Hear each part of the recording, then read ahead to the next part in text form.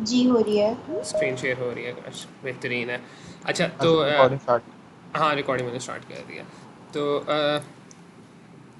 आज से क्या है, आज फ्राइडे है ना। अच्छा वेडनेसडे का एक थोड़ा सा ट्रायल सेशन मतलब मैंने और हाशिम ने किया था, जिसमें हम देखना चाह रहे थे कि कर सकते हैं या हम नहीं, और किस टॉपिक से स्टार्ट करना चाहिए। तो तब डिसाइड किया था कि हम स्टार्ट करेंगे एंजाइना से और कोरोनरी आर्टरी डिजीज़ से। जो बेसिक आउटलाइन होगी वो इंशाल्लाह वही होगी जो आई के लेक्चर्स में चलती रही है मोरलेस, कि हम एक टिपिकल हिस्ट्री से और केसेस स्टार्ट करेंगे।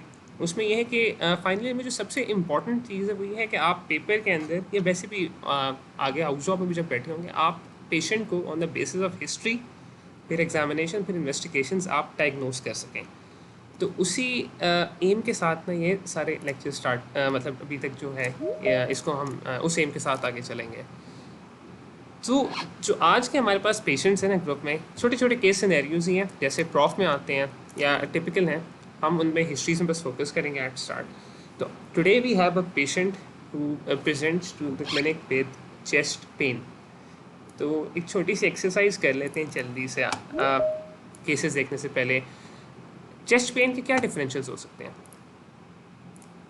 आप में से कोई काम बना लेते हैं, तकरीबन 10 एक बना लेते हैं, फिर आगे चलते हैं। So what can be the differentials of a patient who presents with chest pen? Angina. Excellent. जो आज का एंजाइना। हमारा टॉपिक है एंजाइना, वो हो गया एम आई। प्यूराइटिस। ठीक है। प्यूराइटिस। प्लूराइटिस, ठीक है। और कौन सी पेन थी एक? Muscular pain, GERD. Muscular pain, GERD, excellent. ठीक है, तो गर्ड आ गया, 5 आ गया, मस्कुलर पेन। और क्या हो सकता है? कॉस्टोकॉन्ड्राइटिस। ठीक है, तो मस्कुलर पेन में ही हम उसको डाल देते हैं। 5 ठीक है। अच्छा, इसमें जल्दी से आपको बता दूँ, एंजाइना ठीक है, बेहतरीन। एम आई को हम ना एक ब्रॉडर टर्म होती है, उसके अंदर हम इनकम्पस करते हैं, that is called acute coronary syndrome. ये आप अगले एक दिन में आपको क्लियर हो जाएगा। थिर्डली, प्लूराइटिस ना it is a constellation of symptoms, it's not a diagnosis. प्लूराइटिस किस में होता है, आप ये मुझे बताएं। पेरिकार्डाइटिस। नमोनिया। पेरिकार्डाइट, निमोनिया, नमोनिया की एक्सीलेंट। कॉम्प्लिकेशन। बिल्कुल निमोनिया की बिल्कुल कॉम्प्लिकेशन। बिल्कुल बिल्कुल। तो निमोनिया स्लैश पेरिकार्डाइटिस ना प्लूराइटिस। प्लूराइटिस कॉन्स्टलेशन है सिम्टम्स की, इट्स नॉट अ डायग्नोसिस। तो ये हमारे पास एक मतलब डिफरेंशियल्स आ गए। मस्कुलर पेन भी वैसे डिफरेंशियल नहीं है, लेकिन आपने कॉस्ट्रोकॉन्ड्राइटिस कहा था तो आप चले वो डाल देते हैं, कॉस्ट्रो स्पेलिंग गलत होगा। ठीक है, तो these are some of the differentials which है, और more less these are the important differentials which you should keep in mind. ठीक है। So let's see a few cases. आज का हमारा पहला केस है, जो ऊपर वाले कॉलम्स है ना, they only focus on history at the moment. सो थोड़ा सा टाइम लें और इस पेशेंट की हिस्ट्री को देखें, फिर अगेन इसके इंपॉर्टेंट फीचर्स को हम हाईलाइट करेंगे और हिस्ट्री के बेसिस पे देखेंगे कि डायग्नोसिस क्या है।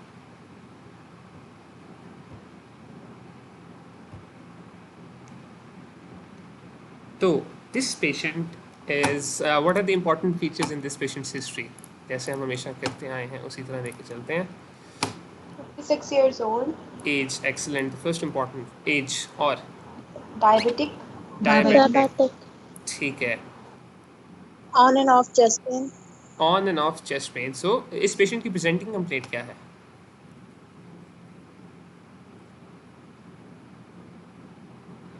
Chest pain, chest pain for 4 months, ठीक है। तो हिस्ट्री का जो पैटर्न होता है ना, आप लोग कोशिश करें अभी साथ साथ देख लें। हिस्ट्री में जो पेशेंट होता है उसकी एक प्रेजेंटिंग कंप्लेंट होती है, फिर उस प्रेजेंटिंग कंप्लेंट की एक डिटेल्ड हिस्ट्री होती है। इस तरह ये पेशेंट है, इनकी दो हमें एक डेमोग्राफिक डिटेल पता लगी, दो कि he is male, he is 56 years old। एक प्री मॉर्बिड पता लग गया, हिस्ट्री स्टेटमेंट है he is diabetic. Presenting complaint chest pain है, ड्यूरेशन है लास्ट 4 months की।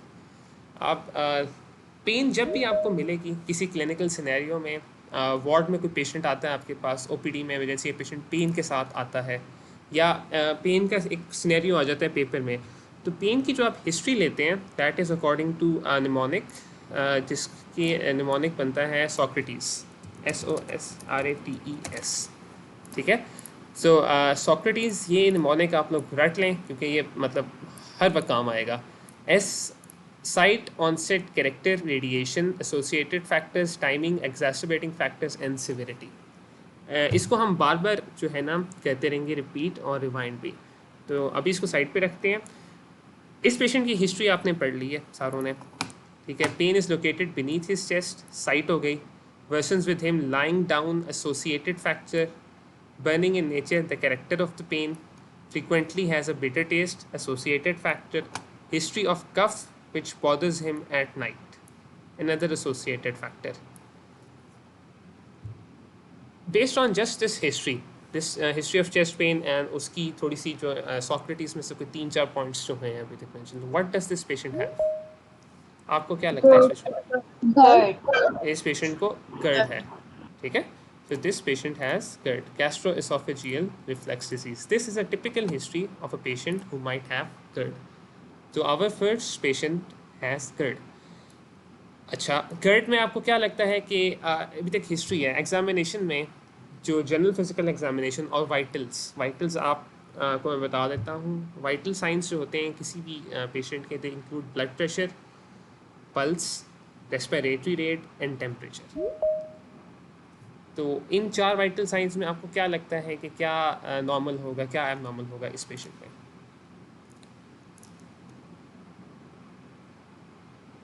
सब नॉर्मल होंगे. सब नॉर्मल होना चाहिए, बिल्कुल.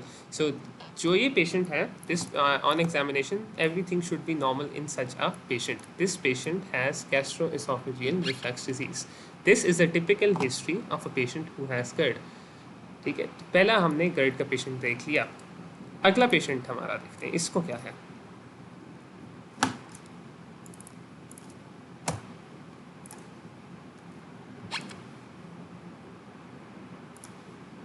क्या 56-year-old diabetic.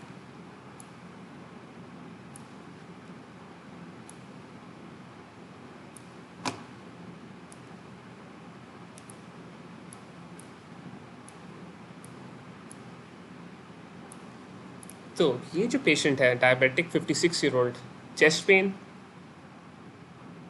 अब इसमें आप चेस्ट पेन की जब हिस्ट्री देखेंगे तो it's different from the first case. Located on the left side, worsens with breathing, sharp in nature, associated fever and shortness of breath, और साथ हिस्ट्री है कफ की. इस पेशेंट को क्या है? Pneumonia or any sort of infection. Infection, excellent. So this patient has pneumonia. So expected GPE findings या vital finds की क्या होने चाहिए इस पेशेंट में who has pneumonia?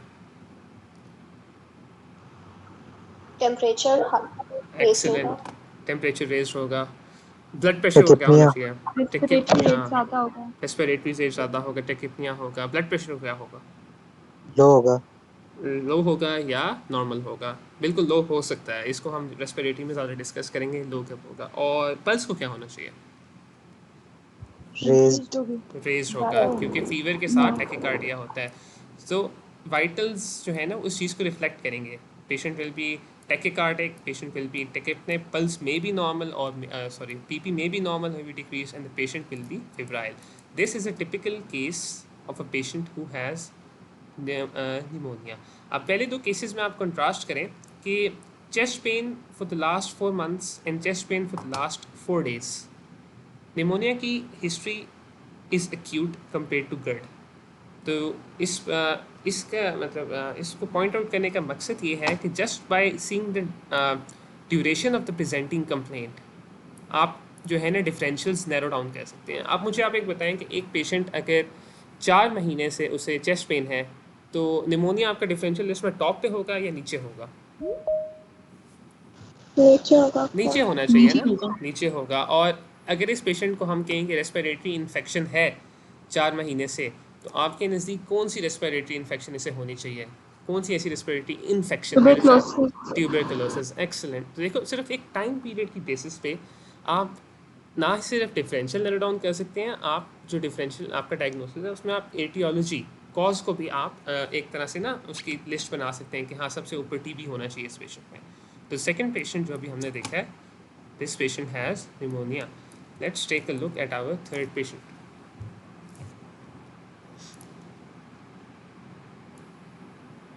Diabetic man, presenting complaint इनकी है an episode of chest pain. ठीक है, पेन के कैरेक्टरिस्टिक्स को आप गौर से देखें।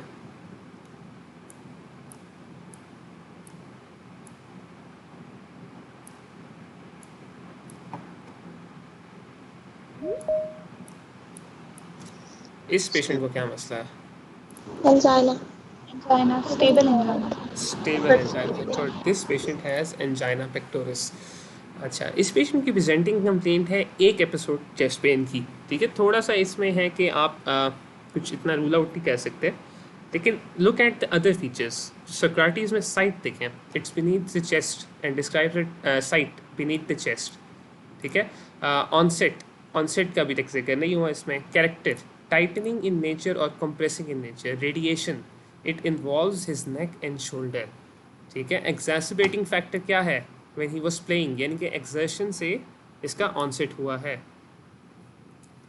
और finally relieving factor which relieve the pain. This patient has angina pectoris. ठीक है, तो ये टिपिकल। अब इस पेशेंट के वाइटल साइंस आपके नज़दीक क्या होने चाहिए?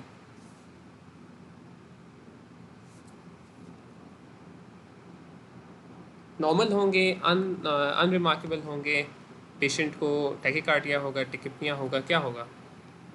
blood pressure may be raised, blood pressure might be raised, बिल्कुल। सो एंजाइना में एज सच ब्लड जो है फाइंडिंग्स नहीं मिलनी, एक्सेप्ट कि जो प्री मॉर्बिड साथ उसके एसोसिएटेड है। So they usually may be normal. ठीक है, depending upon the patient's premorbids. So ये था हमारा केस एक एंजाइना पेक्टोरिस का। अगला केस देखते हैं।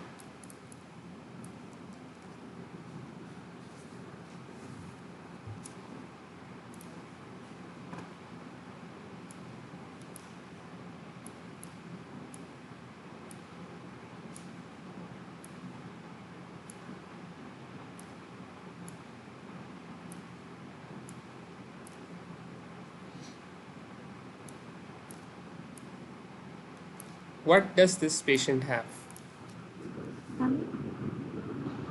MI. MI।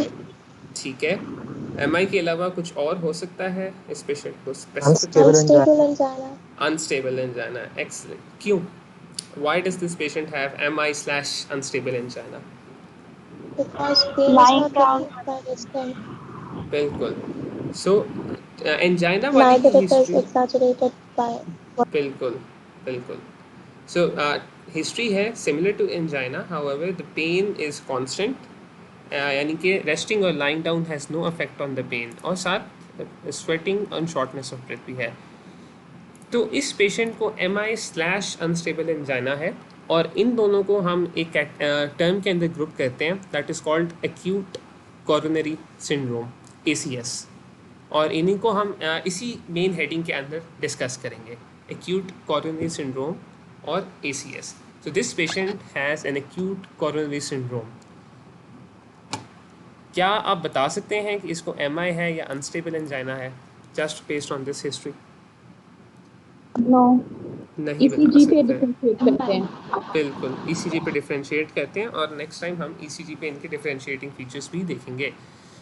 सो ऐसे पेशेंट में वाइटल साइंस के हिसाब से बात करें तो what changes should you expect in the vital science of such a patient?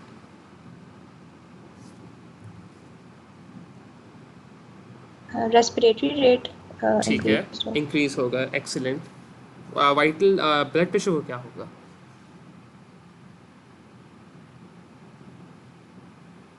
ठीक है, पल्स को क्या होगा? Raised, कम थोड़ा सा, ठीक है, पल्स को क्या होगा?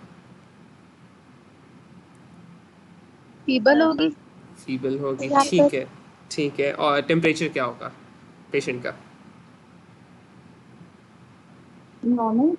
नॉर्मल होगा, ठीक है। तो टेम्परेचर पे सिर्फ मैं रुकूंगा। Temperature in such a patient should be normal, मतलब अनलेस कोई और इन्फेक्शियस प्रोसेस या इन्फ्लेमेशन नहीं है, तो temperature should be normal. Patients who have acute coronary syndrome they can be haemodynamically stable और अनस्टेबल। हीमोडायनामिकली स्टेबल और अनस्टेबल का क्या मतलब है, और क्यों होगा या नहीं होगा, ये हम नेक्स्ट टाइम डिस्कस करेंगे। ठीक है, ये टर्म्स याद रख लो, और अगर मैं भूल जाता हूँ तो आपने मुझे बता देंगे। तो इनको अभी हम डिस्कस नहीं करेंगे, थोड़ा सा ज़्यादा डी ट्रैक हो जाएंगे. This patient has acute coronary syndrome. पहले 4 केसेस ना बड़े सिंपल से टिपिकल हिस्ट्रीज थी, और ये आप लोगों ने मतलब पढ़ते आ रहे हैं, तो ये इतना मुश्किल नहीं है इनको करना. अगला थोड़ा सा मुश्किल है और आखिरी सबसे मुश्किल है. तो अब हम इस पेशेंट की हिस्ट्री देखते हैं.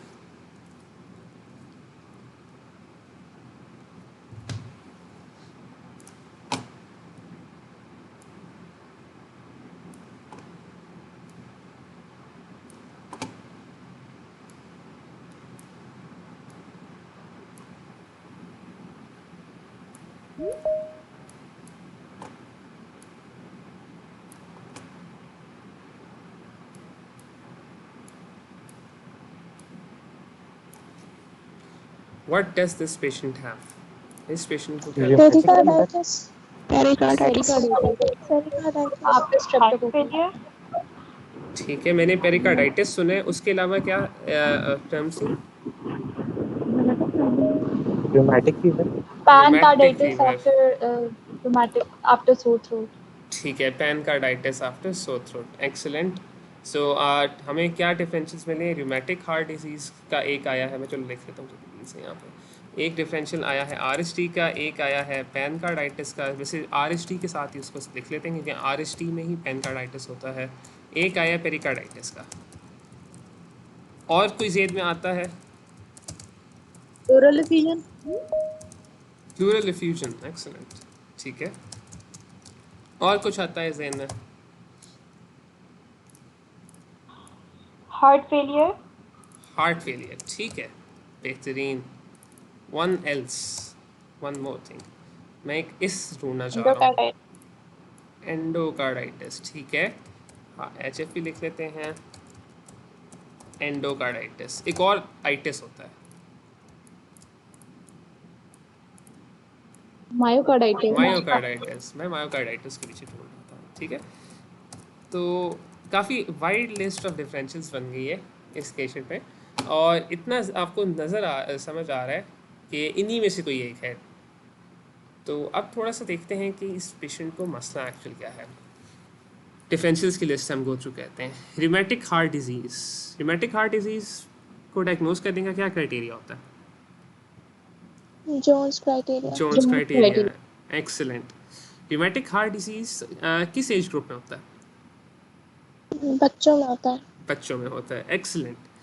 तो क्या हमारे पेशेंट, उम्र क्या हमारे पेशेंट की? Old age. 56 ठीक है, 56. Secondly, does this patient have joint pain? No No. Does this patient have any itis, myocarditis, pericarditis, pancarditis? No. Yes. Okay. अभी आप हिस्ट्री देख रहे हो ना सामने, मतलब आपको समझ आ रहा है कि चेस्ट के अंदर कोई मसला है, कुछ आइटिस. Yes. ठीक है, प्लूरेटिक पेन है. So he has something. अब हम देखते हैं कि है क्या. Does this patient have any history of nodules? No Does this patient have any erythema or history of a rash? No. No. Does this patient have any history of strange, involuntary, jerky movements? No No. No. ठीक है. So this patient does not have rheumatic heart disease. Itis है, एक itis है, but RST को देखो, just by looking at the age of the patient और Jones criteria पूरा नहीं हो रहा, तो आप RST का diagnosis नहीं कर सकते. अच्छा, फिर थोड़े से ऑब्वियस वालों को हम हटाते हैं. Heart failure. Why does this patient have heart failure? Heart failure की क्या हिस्ट्री होती है? इसमें शॉर्टनेस ऑफ ब्रेथ नहीं है, तो हार्ट फेलियर पे एडेमा भी नहीं है एडिमा भी एडेमा नहीं है. बिल्कुल, एक्सीलेंट. तो देखो, हिस्ट्री में हार्ट फेलियर की, शॉर्टनेस ऑफ ब्रेथ की कंप्लेंट होगी, या पेशेंट कहेगा स्वेलिंग ऑफ द लेग्स होगी. और एग्जामिनेशन फाइंडिंग्स में आपको फिर हार्ट साउंड्स कोई एबनॉर्मल मिलेंगी, या आपको पल्मोनरी साउंड्स मिलेंगे एबनॉर्मल, जो हम हार्ट फेलियर के साथ डिस्कस करेंगे. लेकिन इस पेशेंट को हार्ट फेलियर के 2 cardinal symptoms, shortness of breath या स्वेलिंग, वो नहीं है. So it's unlikely that this patient has heart failure, या हो सकता है अभी भी heart failure.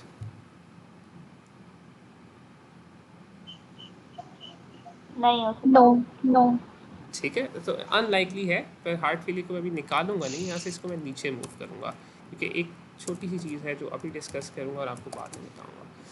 Plural effusion, pleural effusion, pleural effusion, pleural effusion के क्या कॉजेस होते हैं? आपने पैथोलॉजी में पढ़ा होगा। Pneumonia, malignancies. एक्सीलेंट। तो ब्रॉडली अगर हम क्लासिफाई करें फ्यूजन को, तो क्या दो टाइप्स होती हैं फ्यूजन की? Transudative exudative. Transudative exudative, excellent. Transudative की क्या कॉज है? सिस्टेमिक कॉज होती है कोई। बिल्कुल सिस्टेमिक कॉज होती है। सिस्टेमिक कॉजेज में एक हार्ट कॉज होती है, एक लिवर होता है और एक किडनी है। तो पेशेंट को लिवर और किडनी इशू तो हिस्ट्री में कुछ नहीं दिया हुआ, और अगर हार्ट की वजह से प्लूरल एफ्यूजन है तो उसमें क्या पेशेंट हिस्ट्री देगा फिर?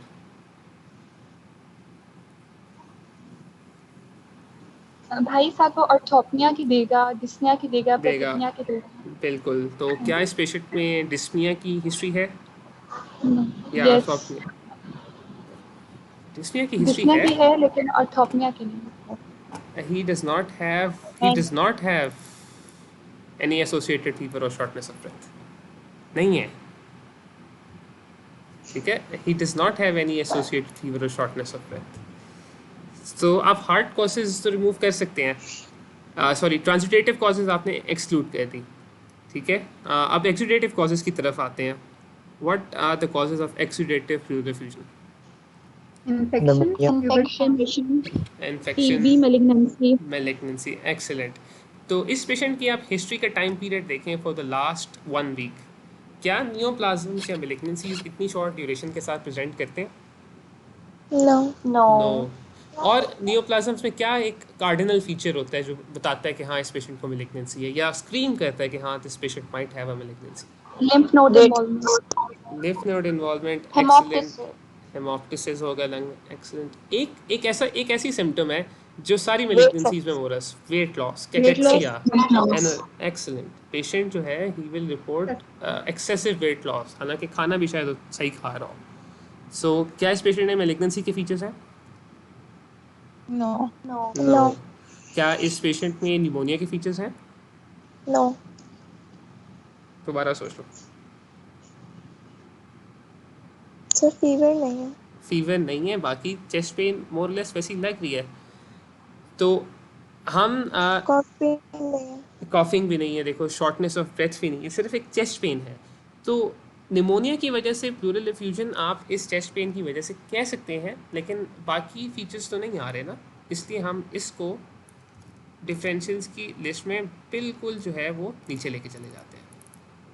आप समझ रहे हैं कि why this can not be a pleural effusion और it's unlikely that this is a pleural effusion. Yes. ठीक हो गया। सो एंडोकार्डाइटिस, एंडोकार्डाइटिस का डायग्नोसिस कैसे बनता है?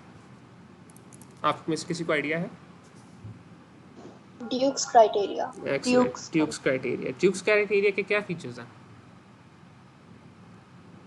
क्लिनिकल होते हैं और पैथोलॉजिकल होते हैं। बिल्कुल ऐसे ही, बिल्कुल सही बताया। What are the clinical features जो ड्यूक्स क्राइटेरिया में फुलफिल होने चाहिए? मेजर सिर्फ देखते हैं। Splinter, haemorrhages, Osler nodes. ठीक है, तो स्प्लिंटर हेमरेजेस, रेजनिया भी होना चाहिए। जैनवी लीशंस सभी होते हैं। बिल्कुल, एक्सीलेंट एक्सीलेंट। ये जो आप सारे बता रहे हैं, these are the minor criteria और बिल्कुल ही ज़रूरी होते हैं, इनकी बेसिस पे डायग्नोसिस बन जाता है। क्या इस पेशेंट को ये फीचर्स हैं इसमें मौजूद? मरमर, एक्सीलेंट, मरमर भी होता है। तो क्या वो इस तरह की कोई हिस्ट्री दे रहा है पेशेंट? नहीं। और एग्जामिनेशन में चलो मैं आपको बता देता हूँ कि ये फीचर्स नहीं है, तो क्या फिर एंडोकार्डाइटिस आप डायग्नोस कर सकते हैं इस पेशेंट में? नहीं।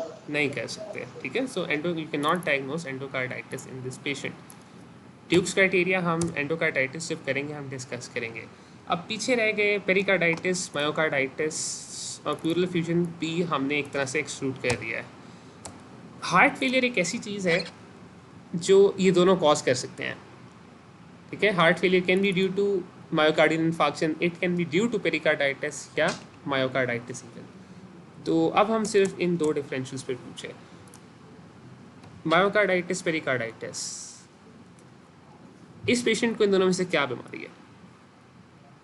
पेरिकार्डाइटिस। पेरिकार्डाइटिस। ठीक है, और मायोकार्डाइटिस क्यों नहीं है? सर पेरिकार्डाइटिस की टिपिकल पेन कम होती है लीन फॉरवर्ड करने से। एक्सेलेंट, ठीक है, तो ये प्लूरेटिक पेन है इस पेशेंट में। इस पेशेंट में मायोकार्डाइटिस क्यों नहीं है?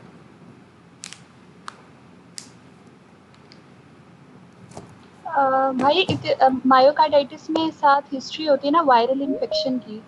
अच्छा, तो वायरल इन्फेक्शन पेशेंट आपको क्या कहेगा कि डॉक्टर साहिबा मुझे वायरल इन्फेक्शन हुई थी आज से 10-15 दिन पहले?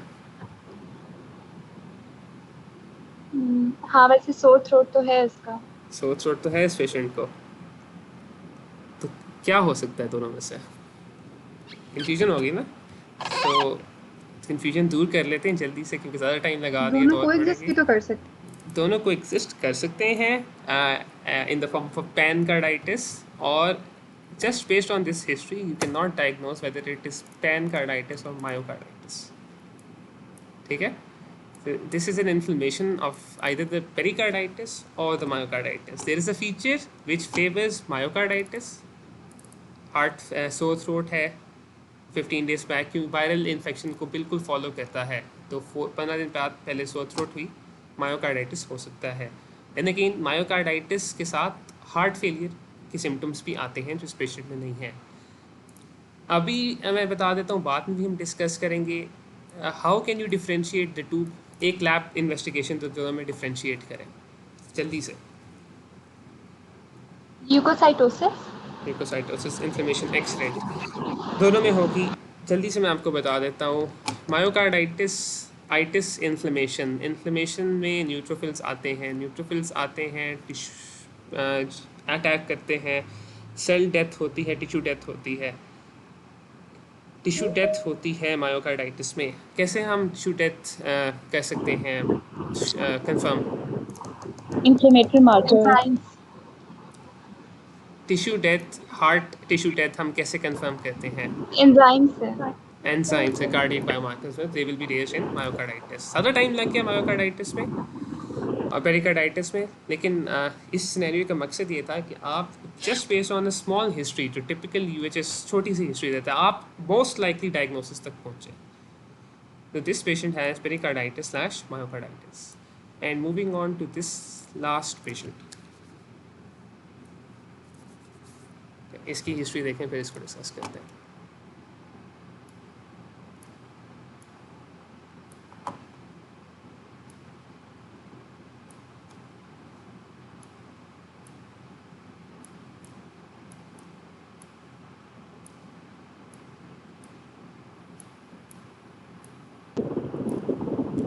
What does this patient Dissection.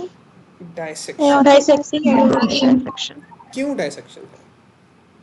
Ripping, tearing sort of pain which is located, that radiates to the back. ठीक है, एंड हाइपरटेंसिव है। हाइपरटेंसिव है, एक्सीलेंट। Hypertensive. अच्छा, Sir, क्या the ये last 2 hours very acute. Last hours, बिल्कुल। तो क्या ये आप इतना कुछ बता दिए तो ऑब्वियस सा हो जाएगा कि this can not B pneumonia, this can not B based on this history, this cannot be acute coronary syndrome or angina or even GERD. This patient has thoracic aortic dissection. कौन सा vital sign abnormal होगा इसमें? सबसे common ये abnormal होता है blood pressure, blood pressure, excellent. Blood pressure is raised और क्या होगा? लो, ब्लड प्रेशर आफ्टरवर्ड्स लो हो जाएगा। आफ्टरवर्ड्स लो हो जाएगा। ब्लड प्रेशर ही मुझे बताएं कि ब्लड प्रेशर को क्या होगा? एक तो रेज्ड होगा, सेकंड इंपॉर्टेंट फीचर जो काफ़ी स्पेसिफिक और पिक्यूलियर है इसके लिए, स्टैंड अप करने से लो हो जाएगा। स्टैंड अप करने से पोस्टरल ड्रॉप आएगा। पोस्टरल ड्रॉप आएगा, ठीक है। और पोस्टरल ड्रॉप आपके पास थोरेसिक एओर्टिक, अच्छा अपर लिम्स का रेस्ट है, लोअर डिफरेंस इन लिम्स आएगा, एक्सीलेंट। अपर लिम्स का रेस्ट है, ठीक है, अपर लिम्स का रेज्ड होता है। अच्छा, अपर लिम्स का जो रेज्ड होता है ना, ये होता है कोएक्टेशन ऑफ द एओर्टा में, अपर और लोअर का डिफरेंशियल। थोरेसिक एओर्टिक एन्यूरिज्म जो है वो ऐसी जगह को इन्वॉल्व करते हैं कि राइट आर्म और लेफ्ट आर्म में ब्लड प्रेशर डिफरेंशियल होता है, ठीक है। तो एक में हाइपरटेंशन होगी, blood pressure will be raised and there will be a difference in BP of both the arms. This is a typical presentation of a patient who has thoracic aortic dissection. As usually इतनी कम नहीं होती, मैं इसको change करना भूल गया। Usually patients जो है ना 65-70 ईयर्स ओल्ड होते हैं। तो these are some of the common presentations or some of the common causes of chest pain. क्या अब आपने खुद केसेस देखे हैं? कुछ कह रहा था, आई एम सॉरी, मुझे आवाज़ नहीं सही तरह से आई। जी भाई, ये जो लास्ट सिनेरियो है इसके अंदर एनेरिज्म का रप्चर हो सकता है अगर हम डिफरेंशियल में रखें तो। एन्यूरिज्म का बिल्कुल रप्चर हो सकता है, पर आप देखो ना, एक थोरेसिक एओर्टिक एन्यूरिज्म है, एक रप्चर्ड थोरेसिक एओर्टिक एन्यूरिज्म है। रप्चर को डिफाइन करने के लिए आप कैसे डिफाइन करोगे कि रप्चर हो चुका है वो aneurysm? Sorry, thoracic aortic aneurysm, rupture को आप कैसे डिफाइन करोगे? एन्यूरिज्म हो सकता है, बिल्कुल हो सकता है। नहीं, हम्म, एनेरिज्म मैं ये कह रही हूँ कि जैसे अभी हमने इसमें तो ये कहा ना कि ये डायसेक्टिंग अयोर्टा इसका डायग्नोसिस है, बिल्कुल। लेकिन अपार्ट फ्रॉम दैट हम डायसेक्टिंग एनेरिज्म इसका रखें तो मतलब dissecting sorry ruptured aneurysm ruptured कि एन्यूरिज्म, एनेरिज्म तो क्या ये हो सकता है? रप्चर्ड एन्यूरिज्म, ठीक है। अच्छा, एन्यूरिज्म जो है ना, उसकी चंद एक कॉजेज़ होती हैं थोरेसिक एओर्टिक एन्यूरिज्म्स की। जिस तरह आप ये पेशेंट हमने एक प्री मॉर्बिड इसका डाल दिया, दैट इज़ हाइपरटेंशन। तो जो एन्यूरिज्म्स हैं उनकी कॉजेज़ होती हैं। सेकेंडली, जो प्रेजेंटेशन होती है ना एन्यूरिज्म की, रप्चर्ड एन्यूरिज्म की, वो थोड़ी सी डिफरेंट होती है। चेस्ट पेन के साथ प्रेजेंट कर सकता है एक थोरेसिक एन्यूरिज्म। थोरेसिक एन्यूरिज्म जब रप्चर करेगा तो उस पेशेंट में आपको क्या लगता है कि हाइपरटेंशन होगी या हाइपोटेंशन होगी? हाइपोटेंशन होगी। हाइपोटेंशन होनी चाहिए, बीपी फॉल करेगा, ठीक है। Compare to the patient standard BP, patient का बीपी फॉल करेगा, patient will be in shock. तो फीचर्स आपको मिलेंगे शॉक के। जो डाइसेक्शन होती है इसमें पेशेंट को जो है पेन सबसे एक कैरेक्टरिस्टिक है। सेकेंडली, शॉक के फीचर्स नहीं होते हैं। शॉक की बजाय पेशेंट इज़ हीमोडायनामिकली वेल 90 और इन पेशेंट इज़ हाइपरटेंसिव। तो ये दो फीचर्स जो हैं वो डिफ्रेंशिएट कर रहे हैं एओर्टिक डाइसेक्शन को एक रप्चर्ड एन्यूरिज्म से, ठीक है। एक तो प्रेजेंट। सेकेंडली जो एन्यूरिज्म्स होते हैं ना, दे हैव कॉजेज। इस तरह एक हाइपरटेंसिव पेशेंट है, उसको रिपिंग या टेयरिंग सॉर्ट ऑफ पेन है, बड़ी क्लासिकल हिस्ट्री, आप सबको पता लग गया कि डाइसेक्शन है। एन्यूरिज्म्स जो हैं वो कुछ एक पेशेंट्स में होते हैं। अब आप मुझे दो कंडीशंस बता सकते हैं कोई जिसमें एन्यूरिज्म्स होंगे थोरेसिक एओर्टा के? कनेक्टिव टिश्यू डिसऑर्डर्स भी लोगों में होते हैं। कनेक्टिव टिश्यू डिसऑर्डर्स में होते हैं, excellent. Can you name a connective tissue disorder? ठीक है, Marfan syndrome, Marfan syndrome, Ehlers Danlos syndrome, Ehlers Danlos syndrome, excellent. और एक मुझे नाम मिला था सिफिलिस। तो सबसे दो कॉमन जो कॉजेस हैं ना पेशेंट्स विद एओर्टिक एन्यूरिज्म्स, उनकी ये दो हैं। तो एक पेशेंट जिनमें ये दो नहीं है, अनलाइकली है कि उस पेशेंट में सिफिलिस हो, सॉरी उस पेशेंट में एक एन्यूरिज्म हो। और एक पेशेंट हमारा हाइपरटेंसिव है, हमें पता है कि hypertension is a cause of dissecting aneurysm, वही मतलब कॉज करती है dissection. So just on basis of the pre-morbid and the presenting complaint and the clinical features, we can diagnose this patient as having an aortic dissection. ठीक हो गया? ठीक है, thank you. जी जी ठीक है। So we have just seen a few cases of different types of chest pain. ठीक है, from GERD, pneumonia, angina, ACS, pericarditis, myocarditis and aortic dissection. In cases का दिखाने का मकसद ये था कि these are the typical cases and just by looking at the presenting complaint, उसकी duration और Socrates जो है mnemonic history का, site onset character radiation and associated factors, timing, exacerbating factors, severity, you can reach the differential diagnosis or form your differential diagnosis just on the basis of this. अभी देखो, आपने बता दिया मुझे कि क्या क्या है, आपने ना कोई एग्जामिनेशन फाइंडिंग्स देखी डायग्नोसिस से पहले, ना आपने इन्वेस्टिगेशंस देखी डायग्नोसिस से पहले। तो यूएचएस भी आपसे या इन जनरल क्लिनिकल प्रैक्टिस में यही आपसे एक्सपेक्ट होता है कि on the basis of presenting complaint, on the basis of the history of the presenting complaint, you form a differential diagnosis, at least 3 to 4 diagnosis आपके जेन में आए। तो मैं उम्मीद करता हूँ कि दिस वॉज हेल्पफुल। तो जल्दी से हम रिव्यू कर लेते हैं। These are the differential diagnosis of chest pain, ठीक है, ये जो भी हमने डिस्कस किए हैं। इनमें कुछ फीचर्स हैं, कुछ क्लिनिकल हैं, कुछ वो हैं लैब फीचर्स हैं जो इनको आपस में डिफरेंशिएट करते हैं। इस टेबल को मैं आपको लिंक जब बोर्ड का शेयर कर दूँगा, आप इस टेबल को गौर से देख लेना। हम अभी आते हैं आज का जो मेन टॉपिक है हमारा, एंजाइना पेक्टोरिस, उसकी तरफ। ठीक है, so angina pectoris, acute coronary syndromes, इनको ग्रुप किया जाता है कोरोनरी आर्टरी डिजीज़ की मेन हेडिंग के अंदर। एंड देयर आर 2 सब हेडिंग्स, यानी कि 2 टाइप्स होती हैं कोरोनरी आर्टरी डिजीज़ की। One is angina and the second is acute coronary syndrome. अब मुझे पैथोफिजियोलॉजी बताने की ज़रूरत तो नहीं पड़नी चाहिए, क्योंकि आप लोगों ने अभी 4th ईयर में पढ़ी है। इसको हम जल्दी से रिव्यू कर लेते हैं। Stable angina, unstable angina, NSTEMI, STEMI, these are acute coronary syndromes. इनको हम नेक्स्ट टाइम डिस्कस करेंगे। Angina pectoris is our topic of discussion today. Okay, angina pectoris, simple pathophysiology इसकी है कि एथरोस्क्लेरोसिस की वजह से आर्टरीज में ब्लॉकेज डेवलप होता है, and due to the development of plaque, sometimes when there is increase demand, the vessel is not able to supply that demand, it is not able to dilate enough, and the patient feels the pain of ischemia. However there is no infarction, यानी कि tissue death नहीं होती। Unstable angina में plaque becomes larger और ruptures. उसमें होता ये है कि डिमांड इंक्रीज का मसला नहीं होता, इसमें सप्लाई ही कम हो जाती है, even less than baseline. However there is still no infarction. और एन स्टेमी में और स्टेमी में, STMI में, मायोकार्डियल इन्फाक्शन में देयर इज़ इन्फाक्शन, यानी कि देयर इज़ टिश्यू डेथ। इनकी पैथोफिजियोलॉजीज़ में अगर आप में से किसी को कन्फ्यूजन है या कोई डिस्कशन करनी है डिटेल में तो बताएं, अब डिस्कस कर लेते हैं। अदरवाइज़ इसकी जो क्लिनिकल प्रेजेंटेशन पे कर लेते हैं और एंजाइना को डिस्कस करते हैं। आई होप पैथोफिजियोलॉजी सबको क्लियर है इनकी।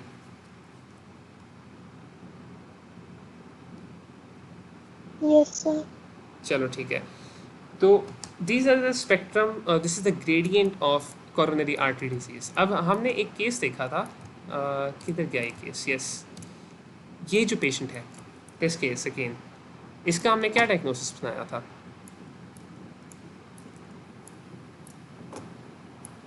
Stable angina. Stable angina. इसका हमने डायग्नोसिस बनाया था stable angina. Why is this stable angina and why is this not unstable angina? Because the pain is relieving itself. Pain is relieving rest पे relieve हो Rest पे pain relieve हो गई है, excellent. Why is this not myocardial infarction या something acute coronary syndrome? चलो आपने वैसे आंसर कर ही दिया है। तो स्टेबल एंजाइना और अनस्टेबल एंजाइना में जो क्लिनिकली चीज़ डिफ्रेंशिएट करती है वो ये है कि pain is not present at rest, number 1, and the pain is relief by rest. ये दो चीज़ें जब प्रेजेंट होंगी the patient will be set to have stable angina. Unstable angina में क्या होगा? या क्लिनिकली अनस्टेबल एंजाइना आप किसको कहेंगे? सर रेस्टिंग सिचुएशन में जो पेन होती है पेशेंट को, रेस्टिंग पे सिचुएशन में जो पेन होती है पेशेंट को, एक्सीलेंट। और इसकी दो क्लिनिकल हैं चीज़ें जो हम कहते हैं, एक और है इसके अलावा, वो चलो वो मैं आपको बता देता हूँ। क्लिनिकली अनस्टेबल एंजाइना आप उस कंडीशन को कहते हैं, 1, when there is a deterioration of angina, मतलब एक पेशेंट है जिसको पहले एंजाइना था, अब एंजाइना डिटीरिएट कर गया है, दैट इज़ अनस्टेबल एंजाइना। डिटीरिएशन का ही मतलब है ना कि कम से कम एक्सरसाइज से पेन शुरू हो गई है या रेस्ट पे एक्सरसाइज शुरू हो गई है, रेस्ट पे पेन शुरू हो गई, सॉरी। और सेकेंडली ये है कि रीसेंट ऑनसेट ऑफ सिम्टम्स है, बिल्कुल रीसेंट, लेस देन 24 आवर्स। चलो इसको हम अभी रहने देते हैं क्योंकि ये डिफरेंट टेक्स्ट टू डिफरेंट है। बस आपने डिटीरिएशन ऑफ एंजाइना को याद रखना है कि अनस्टेबल, और डिटीरिएशन हम डिफाइन करते हैं कि पेन एज डिक्रीज्ड एक्सरसाइज या pain on rest. This patient has stable angina.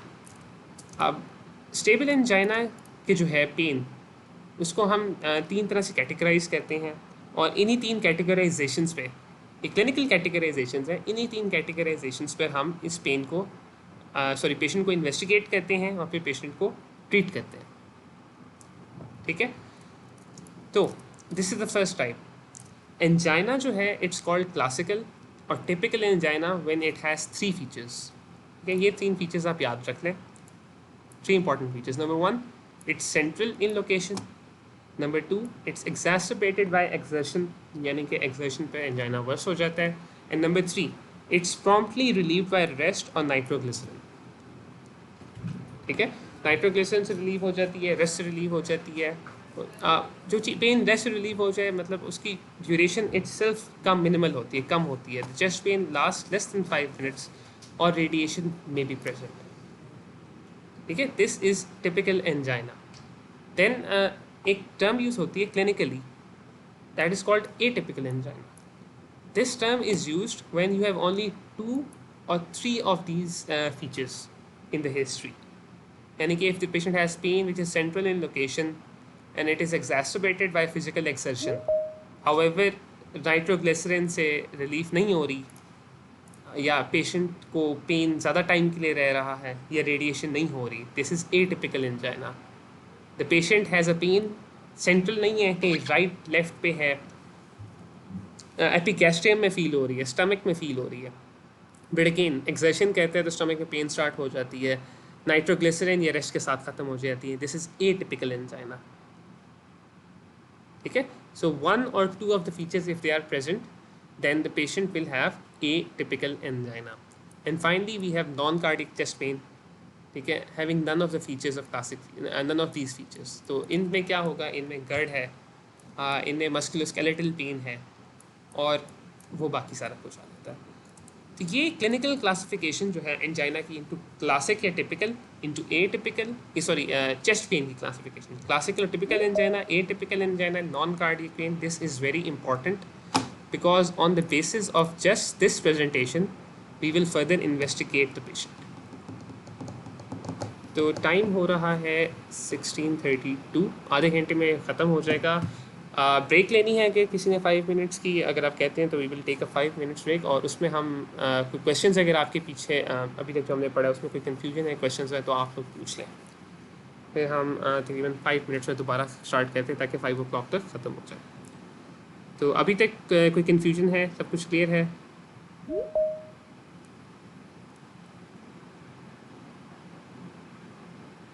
Hello, clear है।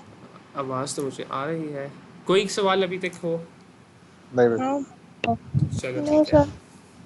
चलो ठीक है, फिर अब हम फिर ब्रेक लेने का फ़ायदा ही नहीं है। चलो हम अब आगे स्टार्ट करते हैं।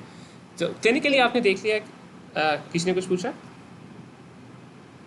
जी भाई, भाई जो हम लोगों ने ऊपर सिनेरियो पढ़ा था जिसमें हम पेरिकार्डाइटिस और मायोकार्डाइटिस पे पहुंचे थे, उसमें एक्चुअली 1 सेकंड के लिए मैं थोड़ा स्विच ऑफ हो गई थी, तो मुझे सिर्फ ये बता दें कि उसमें हम लोग जो लंग्स की प्लूरेटिक पेन है उसको क्यों नहीं, वो हमने क्यों निकाल दी थी उसमें क्यों से? निकाल दिए? ठीक है, अच्छा, लंग्स की प्लूरेटिक पेन, लंग्स जो है, एक राइट लंग है, एक लेफ़्ट लंग है, उन दोनों के दरमियान हार्ट पड़ा हुआ है।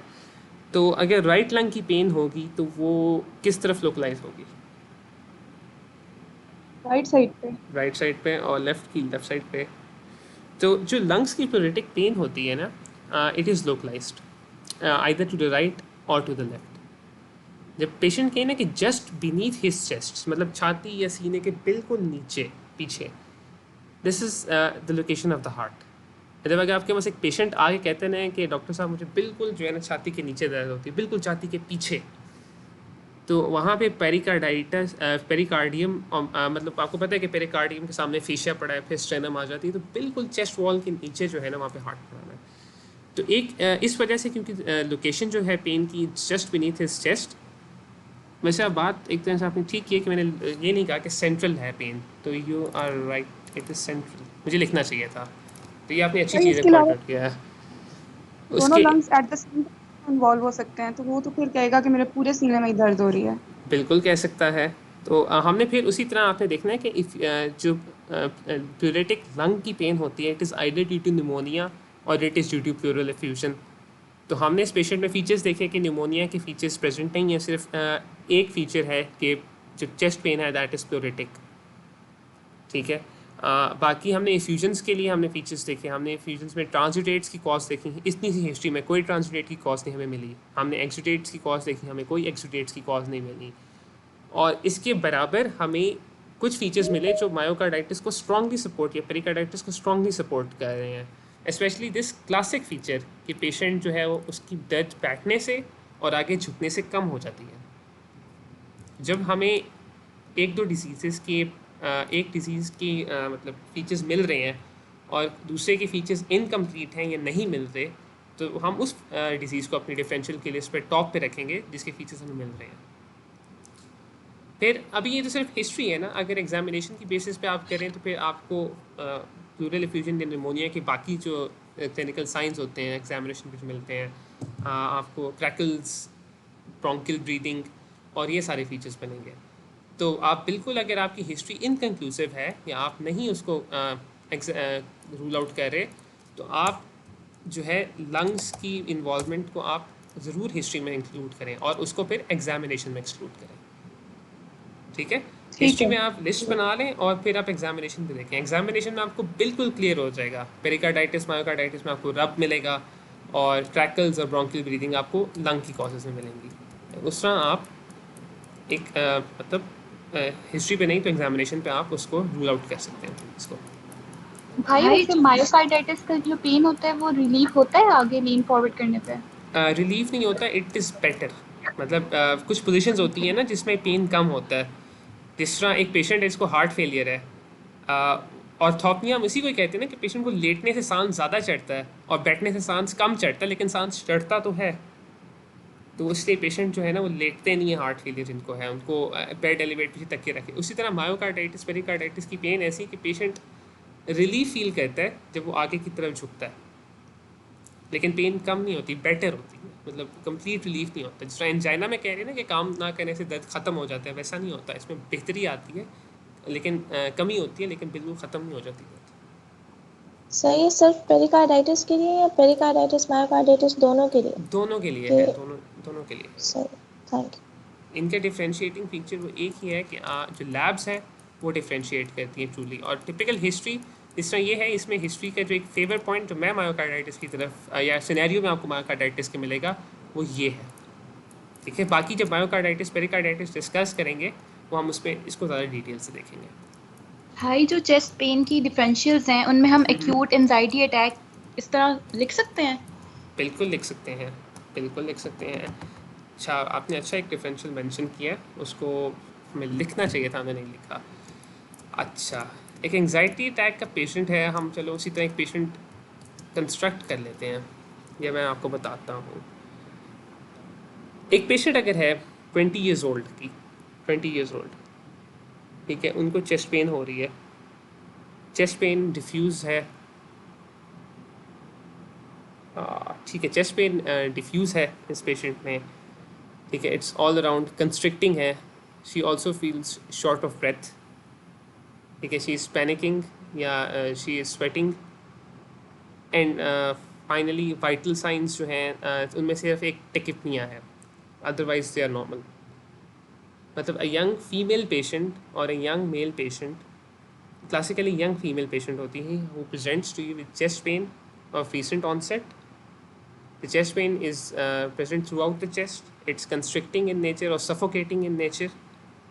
Okay, there is no associated fever or no associated but there is shortness of breath. On examination, the patient is hyperventilating. The patient has increased breathing rate. ये टिपिकल हिस्ट्री होती है एक पेशेंट की जिसको है panic attack, anxiety attack. Anxiety attack, panic attack, जी जी। इसमें हार्ट रेट इंक्रीज नहीं हो सकता? मतलब अमूमन यही होता है ना कि एंजाइटी अटैक में पैल्पिटेशंस होती हैं। बिल्कुल होती हैं, बिल्कुल होती है। आपने थोड़ा सा मुझे ऑफ गार्ड पकड़ ली क्योंकि हमने चेस्ट पेन की डिफरेंसेस में इसको कंसिडर बिल्कुल नहीं किया, तो हमें करना चाहिए था। इसको ये है कि यूजली चेस्ट पेन के साथ भी आते हैं पेशेंट्स और शॉर्टनेस ऑफ ब्रेथ के हैं। तो जब हम शॉर्टनेस ऑफ ब्रेथ डिस्कस करेंगे ना इंशाल्लाह हार्ट फेलियर के साथ या रेस्पिरेटरी सिस्टम के साथ, तब जो है ना इसको मैं इसका एक सिनेरियो आपके साथ डिस्कस करूँगा। अभी इस तरह मैंने केस बनाया नहीं तो मैं बताऊँगा सिर्फ, तो वो ना मैं सही तरह से उसको पढ़ा हुआ मैंने, ना आपको मैं सही तरह से समझा पाऊँगा। तो इसको जो है ना नेक्स्ट टाइम जब हम शॉर्टनेस ऑफ ब्रेथ का केस डिस्कस करेंगे ना तब इसको हम कर लेंगे, ठीक है।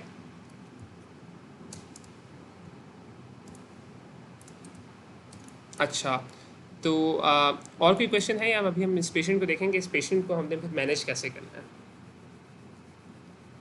चले मैनेजमेंट की तरफ। जी भाई। ठीक है, यस सर। जी। चलो 40-20 मिनट। सो आपके पास ये एक पेशेंट आ गया है who has this typical history, how will you manage this patient? Nitroglycerin ठीक है, under the tongue. Nitroglycerin under the tongue, excellent. और ईसीजी कराएंगे उसकी। ईसीजी कराएंगे, एक्सलेंट। और क्या करेंगे? ऑक्सीजन देंगे। पहले ऑक्सीजन देंगे, बिल्कुल। और क्या करेंगे? Enzymes, cardiac enzymes to cardiac rule out enzymes, एमओ। बिल्कुल, एक्सलेंट। ठीक है, so how will you manage this patient? ये एक क्वेश्चन है जो प्रोफेसर्स आपसे वाइवास में भी पूछेंगे और यूएचएस आपसे एग्जाम्स में भी पूछेंगे। मैनेजमेंट के दो पार्ट्स होते हैं। The first part is investigation and the second part is diagnosis.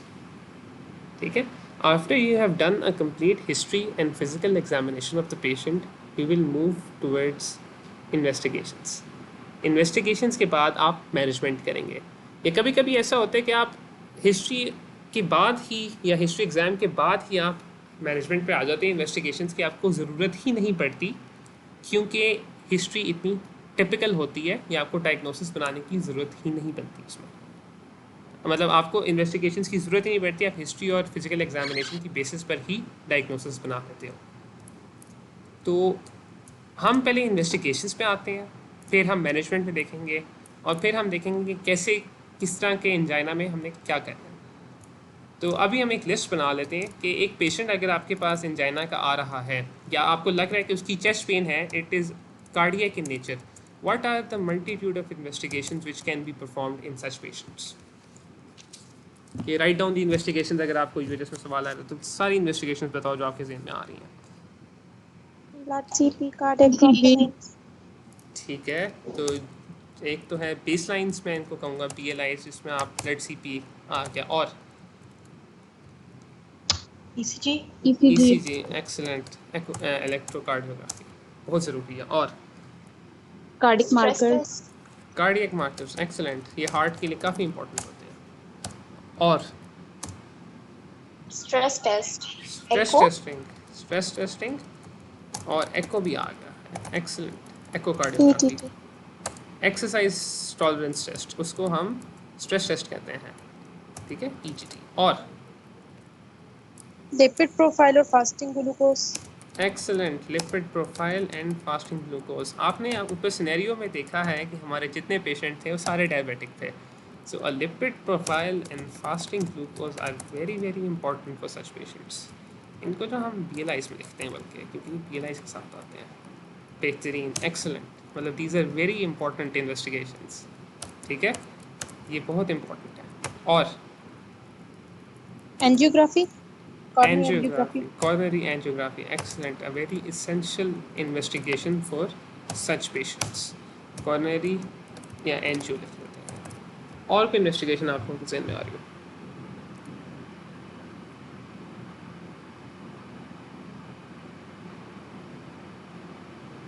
और कोई इन्वेस्टिगेशन है? Clotting profile.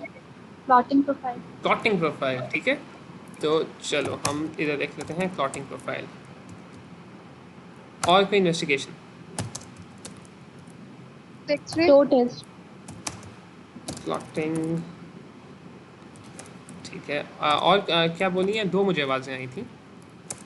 To test. ठीक है, मुझे नहीं पता, यही टो टेस्ट?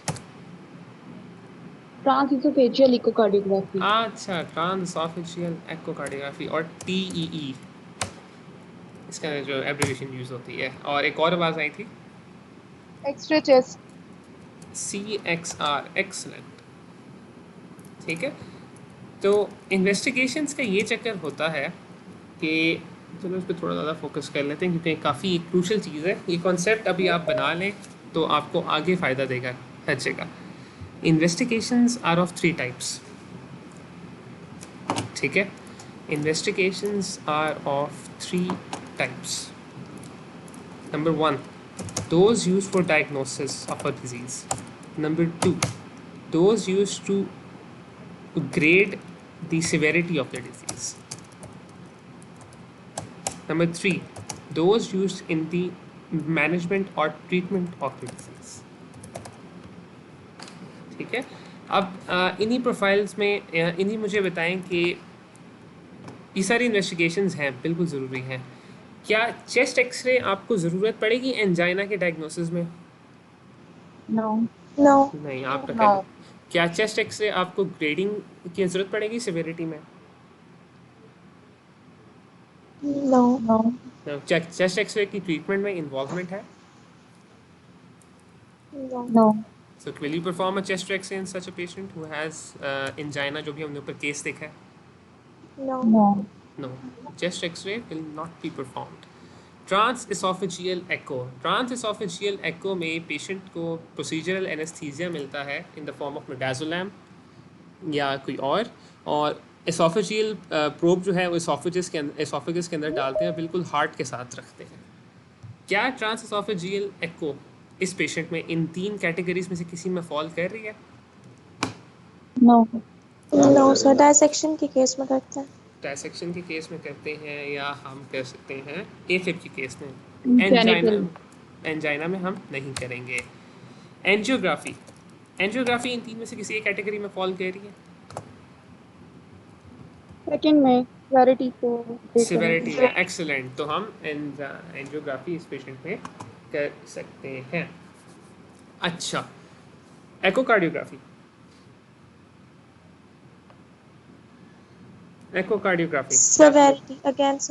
सिविरिटी में, तो यू कैन जस्टिफाई एकोकार्डियोग्राफी कि आप ग्रेडिंग या सिविरिटी में in patients who have atypical angina या एंजाइना ऐसा है कि एटिपिकल चेस्ट पेन है, तो आप उनमें एकोकार्डियोग्राफी करा सकते हैं। Stress testing ETT at later stages, बिल्कुल, तो एको आप इस लिस्ट में शामिल रखेंगे। Stress testing ETT, does it fall in any of those 3 categories? grading the severity. Getting the severity. Excellent. We will keep stress testing of ETT. Cardiac markers. Diagnosis में, ठीक है। अच्छा, इस पे मैं थोड़ा सा चलो आपसे एक और सवाल पूछता हूँ कि कार्डियक मार्कर्स हम कब कराते हैं? जब इंफार्क्ट होता है, टिश्यू डेथ हो। एंजाइना में टिश्यू डेथ होती है? नो। तो अगर हम पैथोलॉजी की साइड से देखें तो cardiac markers should be normal, या हमें कराने की ज़रूरत नहीं है। But moving on from a clinical side में ACS में और एंजाइना की हिस्ट्री और क्लिनिकल प्रेजेंटेशन में आपने फ़र्क देख लिया था? यस, ठीक है। तो क्या एक एंजाइना का पेशेंट है उसमें आप कार्डियक मार्कर्स, अच्छा ठीक है, चलो एक कॉन्सेप्ट ये मैंने आपको दिया है कि आप इन 3 में से किसी एक कैटेगरी में अपनी इन्वेस्टिगेशंस को फिट करें, तो you will be able to justify your investigations कि आप ये इन्वेस्टिगेशन क्यों करा रहे हैं। 3, ये जो ऊपर जितने भी ये 3 कैटेगरीज हैं, हर एक कैटेगरी के लिए जो है ना 2 तरह की इन्वेस्टिगेशंस होती हैं। Number 1, first line investigations. First line investigation सीमेट की ज़ुबानी में वो होती हैं जिनकी सेंसिटिविटी ज़्यादा हो, यानी कि वो डिज़ीज़ पिक करें। और सेकंड वो होती हैं जो कंफर्मेटरी इन्वेस्टिगेशंस हो, जो अगर फर्स्ट लाइन पॉजिटिव आ रही है तो उसको कंफर्म करें। एक पेशेंट MI का है, उसमें फर्स्ट लाइन इन्वेस्टिगेशन आपके हिसाब से क्या होनी चाहिए? cardiac biomarkers, excellent, and ECG। First line investigation अगर मैं उनमें से कोई एक बताओ। cardiac biomarkers, ECG, cardio biomarkers, ECG, ठीक है। तो फर्स्ट लाइन इन्वेस्टिगेशंस वो इन्वेस्टिगेशंस यूजुअली होती हैं जो क्विकली अवेलेबल हों, जो नॉन इन्वेसिव हों, जिनके रिजल्ट्स एट द स्पॉट मिलें, और जो चीप हों रिसोर्सेज के हिसाब से भी।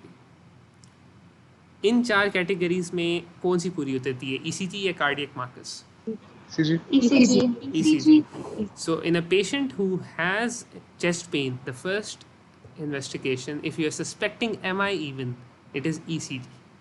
और अगर पेशेंट एक एंजाइना का है और ECG आपने करानी है, अगर ECG का कोई मसला नहीं है तो कार्डियक मार्कर्स आप कराएंगे? नो नहीं कराएंगे। ठीक है, कार्डियक मार्कर्स आप नहीं कराएंगे। बेसलाइन इन्वेस्टिगेशंस, सीपी आप क्यों कराएंगे इस पेशेंट में हु हैज़ एंजाइना? एनीमिया देखने के लिए। क्या देखने के लिए? एनीमिया। Anaemia, excellent. एनीमिया की क्लिनिकल फीचर्स आपको पता है क्या होते हैं? तो डिसेबल करते palpitation, बिल्कुल, एक्सीलेंट, बिल्कुल। तो स्टेबल एंजाइना की पैथोफिजियोलॉजी में ये है कि सप्लाई का इशू नहीं होता या डिमांड का मसला होता है। तो from the pathology point of view CP की ज़रूरत नहीं है, लेकिन क्लिनिकली अगर एक पेशेंट को एनीमिया है, टैकिकार्डिया है, पैलर है, वो कोइलोनिकिया है, तो then you will consider a CP. Otherwise CP आप नहीं कराएंगे, क्योंकि आप लोगों ने इस इन्वेस्टिगेशन को जस्टिफाई कर दिया कि if the patient has anaemia, लेकिन क्लिनिकली अगर पेशेंट को ये फीचर्स नहीं हैं तो आप सीपी नहीं कराएंगे। लिपिड प्रोफाइल आप इस पेशेंट में क्यों कराएंगे? हाइपरलिपिडेमिया। हाइपरलिपिडेमिया क्यों? आपको क्यों लग रहा है कि क्लॉट फॉर्मेशन को एग्रेवेट करता है। बिल्कुल, वो तो पैथो की साइड से। क्लिनिकली आप इस पेशेंट में आप क्यों लिपिड प्रोफाइल कराना चाह रहे हैं इस पेशेंट में? क्योंकि डायबिटिक है। डायबिटिक है, एक्सीलेंट। तो डायबिटिक पेशेंट में lipid profile, fasting glucose, HbA1c होनी चाहिए। Lastly clotting profile. Clotting profile in तीन में से किसी में फॉल कर रही है? सिवेरिटी, ठीक है। सिवेरिटी, क्लॉटिंग का इससे क्या रिलेशन है? Severity, how does clotting profile tell us कि डिजीज सिवियर है या नहीं है? थ्रोम्बोसिस वाली साइड पे हम सोच सकते हैं, या वो डिटेरिएट ना कर जाए फ्यूचर में, तो ट्रीटमेंट में उसका चला जाता है। ट्रीटमेंट में काम चला जाता है। तो क्लॉटिक प्रोफाइल इज़ नेसेसरी, क्योंकि ट्रीटमेंट में एक PCI या थ्रोम्बोलिटिक्स अगर आप कंसिडर करना चाह रहे हैं तो in such a case clotting profile is used. ठीक है, आपने जस्टिफाई कर दिया। तो clotting profile if you are considering treatment of the patient या पेशेंट थ्रोम्बोलिटिक्स में है तो आप क्लॉटिंग प्रोफाइल करा सकते हैं। बट देन अगेन थ्रोम्बोलिटिक्स या उसका यूज़ एंजाइना में होता है नहीं होता है तो आप लोगों को अभी पता नहीं होगा। तो इसको अभी हम यहाँ पे क्वेश्चन मार्क्स के साथ रहने देते हैं ताकि हम बाद में डिस्कस कर लें। इन्वेस्टिगेशंस पे टाइम काफ़ी लग गया, लेकिन इसका मकसद ये था कि ये एक ऐसी चीज़ है जो आपको पता होना चाहिए। इन्वेस्टिगेशंस आपने आप कैटेगराइज करें इन तीन में, तो आप यूज़फुल इन्वेस्टिगेशंस लिखेंगे और आपको इन्वेस्टिगेशंस पता होना चाहिए कि फर्स्ट लाइन कौन सी है, कंफर्मेटरी कौन सी है। यानी कि एक पेशेंट अगर एक प्रेजेंटेशन के साथ आ रहा है तो सबसे पहली इन्वेस्टिगेशन आपने उसमें कौन सी करानी है। ये चीज़ें एसेंशियल हैं क्योंकि प्रैक्टिस में भी हैं, वाइवाज में, एग्जामिनेशन में और एंड पे प्रैक्टिस, क्लिनिकल प्रैक्टिस में। आपके पास अगर एक पेशेंट चेस्ट पेन के साथ आ रहा है और आप उसे चेस्ट एक्सरे लिखते हैं या आपने हिस्ट्री लिया, आपको एंजाइना लग रहा है, आप उसे चेस्ट एक्सरे लिखते हैं, तो आप क्यों उस पेशेंट के पैसे लगा रहे हैं ऊपर। एक पेशेंट आप उसमें एनीमिया के फीचर्स नहीं हैं, आप उनसे कह के आप CP भी करा लें, आप क्यों करवाना चाहेंगे CP? कोई क्लॉटिंग का मसला नहीं है, फर्स्ट टाइम प्रेजेंटेशन है, आप क्यों उनकी क्लॉटिंग प्रोफाइल करवाएंगे? तो इन्वेस्टिगेशंस को हमेशा नैरो डाउन करें, कोशिश करें कि यूज़फुल इन्वेस्टिगेशंस हों और वही हों जो रेलेवेंट हों, या आप इन तीन की बेसिस पे इन्वेस्टिगेशंस को जस्टिफाई कर सकें। तो ये आप क्लियर हुआ है कुछ इन्वेस्टिगेशंस के कौन कौन सी हमने अभी लिस्ट बनाई और कैसे हमने इन्वेस्टिगेशंस को रेलेवेंट रखना है? ठीक है, तो इन्वेस्टिगेशंस को जल्दी से हम कर लेते हैं। देयर आर 3, इन्हीं को हम देखें तो हम 3 तरह से इन्वेस्टिगेशंस को क्लासिफाई कर सकते हैं इन इन्वेस्टिगेशंस को in the context of angina. एक है ECG वाली एक्सरसाइजेस जिसमें रेस्टिंग या एक्सरसाइज ECG आ जाता है, ठीक हो गया। Second is stress testing. Stress testing में क्या आता है मैं आपको बता देता हूँ। And the third is angiography, ठीक हो गया। आप ECG रेस्टिंग हम कर लेते हैं इधर, और ऐसे स्ट्रेस टेस्टिंग में डिफरेंट टेस्ट होते हैं। आप में से अभी किसी ने ETT का मेंशन किया था, एक्सरसाइज टॉलरेंस टेस्ट। इसमें क्या होता है कि पेशेंट को ट्रेडमिल पे खड़ा करते हैं, पेशेंट से कहते हैं कि दौड़ो, अगर वो दौड़ सकता है, उसे रेस्टिंग टेस्ट पेन नहीं है तो ETT करेंगे, उसमें आप चेक करेंगे कि ECG चेंजेस आ रहे हैं। तो ETT can either be using an ECG और it can be using an echo. इसके अलावा जो है स्ट्रेस टेस्टिंग में हार्ट इमेजिंग आती है, ठीक है। हार्ट इमेजिंग में क्या आता है? हार्ट इमेजिंग में न्यूक्लियाइड स्कैन्स आते हैं। इसमें यह है कि आइसोटोप्स इंजेक्ट करते हैं बॉडी में जो सिर्फ हार्ट अपटेक करता है, और ये आइसोटोप्स जो हैं बताते हैं कि कहाँ परफ्यूजन अच्छी है हार्ट के अंदर, कहाँ परफ्यूजन अच्छी नहीं है, ठीक है। और तीसरे नंबर पे एंजियोग्राफी है। एंजियोग्राफी अब दो तरह की है, एक इन्वेसिव है जो एंजियोप्लास्टी के साथ करते हैं, और दूसरी है सीटी एंजियो, सीटी कॉर्नरी एंजियोग्राम, जिसमें कॉन्ट्रास्ट आप इंसर्ट करते हैं वेन्स के अंदर, और जो है सीटी मशीन के अंदर पेशेंट होता है तो उससे वेसल्स का एंजियो मिल जाता है। मतलब इन्वेसिव भी है लेकिन ये उस तरह वो वाली एंजियो नहीं है, दिस इज अ सीटी एंजियो। तो जो अभी तक हमने इन्वेस्टिगेशंस देखी हैं रेलिवेंट टू, मतलब बेसलाइन तो आप कराएंगे ही, रेलिवेंट टू एंजाइना, उनको आप 3 कैटेगरीज में करते हैं क्लासिफाई, ईसीजी, स्ट्रेस टेस्टिंग या एंजियोग्राफी। अब सवाल ये पैदा होता है कि क्या हर पेशेंट में हर इन्वेस्टिगेशन की ज़रूरत है? तो अभी हमने जो ऊपर एक पेशेंट देखा है ये वाला, इस पेशेंट में आपके हिसाब से कौन सी करानी चाहिए इन्वेस्टिगेशंस उन 3 कैटेगरीज में से? ECG resting. ECG of course. ECG of, बिल्कुल ईसीजी आपने करा दी, ठीक हो गया। और कोई इन दोनों में से करानी चाहिए?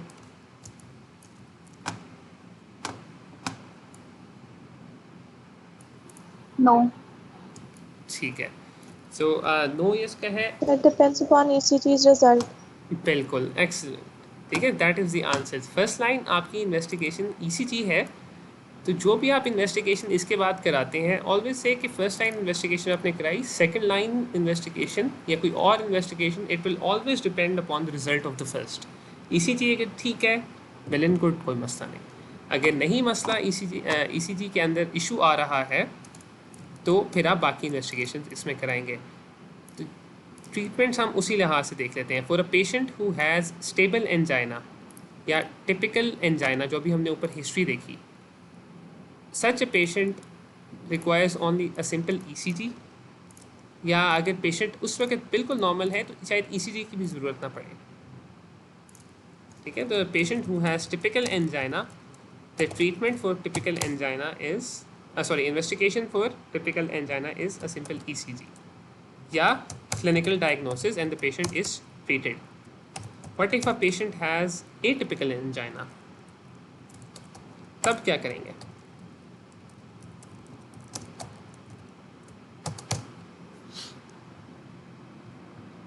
एक पेशेंट टिपिकल एंजाइना हमने कह दिया कि ईसीजी की ज़रूरत है, क्लिनिकल डायग्नोसिस की है। एटिपिकल एंजाइना या ईसीजी एबनॉर्मेलिटीज़ आ रही हैं, फिर कार्डिक मार्कर्स।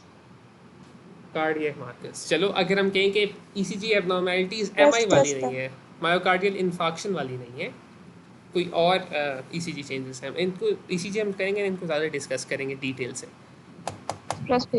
स्ट्रेस टेस्टिंग करेंगे, ठीक है, स्ट्रेस टेस्टिंग करेंगे। So if a patient who has atypical angina या आपका ईसीजी या टिपिकल एंजाइना नहीं है, उससे क्लिनिकल डायग्नोसिस नहीं है, तो in such a patient you can use stress testing, ठीक है। स्ट्रेस टेस्टिंग के अलावा इन पेशेंट्स में सीटी कोरोनरी एंजियोग्राम कर सकते हैं।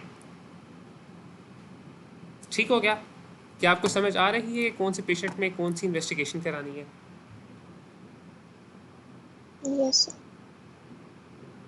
ठीक है, so these are the investigations. Finally एक इन्वेस्टिगेशन रह गई है, इन्वेसिव एंजियोग्राफी, जो इन्वेसिव भी है, थेराप्यूटिक भी है, ये मैनेजमेंट में इन्वॉल्व करते हैं। तो अब हमने देख लिया कि एक पेशेंट टिपिकल एंजाइना का है, उस पेशेंट को हमने इन्वेस्टिगेट भी कर लिया या इन्वेस्टिगेशन हमने डिस्कस कर ली। How will you manage such a patient? एक पेशेंट है स्टेबल एंजाइना का, वो कैसे मैनेज करेंगे उसको?